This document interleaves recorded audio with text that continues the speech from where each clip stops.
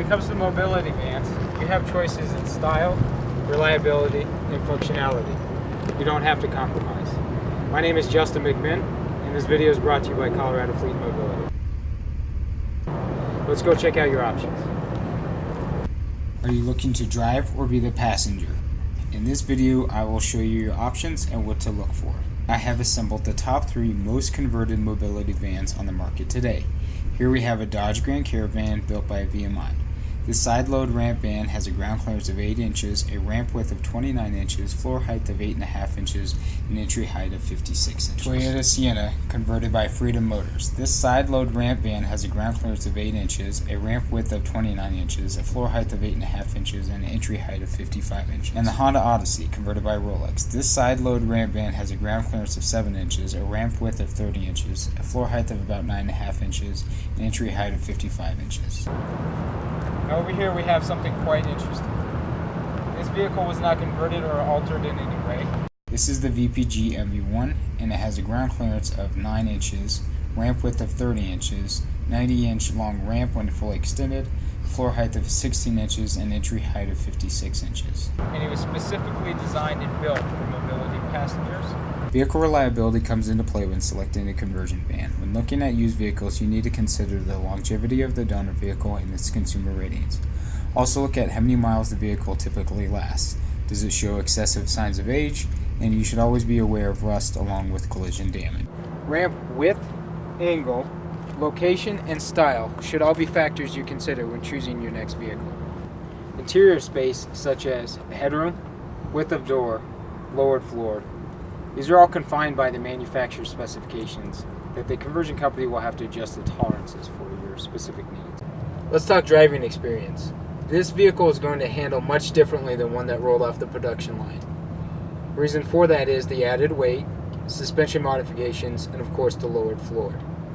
Special attention needs to be paid for going over bumps in the road so as not to scrape the vehicle. Braking and handling are also going to be affected.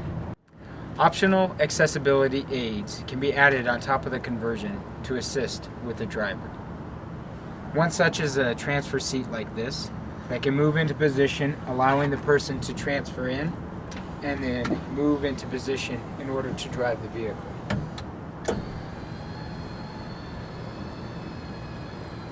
Driving aids for a vehicle such as this also include manual hand controls for braking and acceleration, as well as steering wheel knobs like this to assist the person turning the wheel.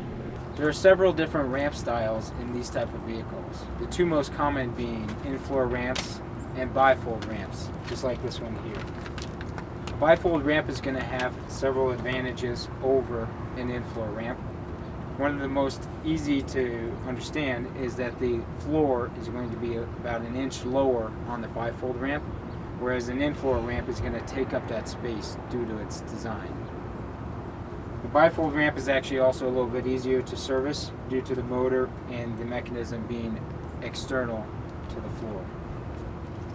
The bifold ramp, however, is going to take up a little bit of space inside of here,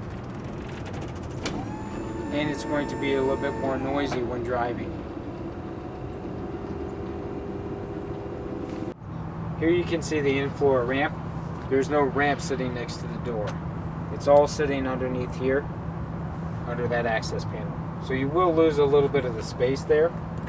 However, it's going to be a little more advantageous in that the motor is doing less work, and all that is doing is it's pushing the ramp out in a track instead of kicking the entire thing out and holding all that weight. Servicing this vehicle is going to be a little more difficult because you actually have to use access panels to get to the motor, but it's a more elegant design. These vans also come in 2 floor choices, carpet like the original van, or with an industrial flooring to help with spills and high use. Let's talk cargo space, or the lack thereof.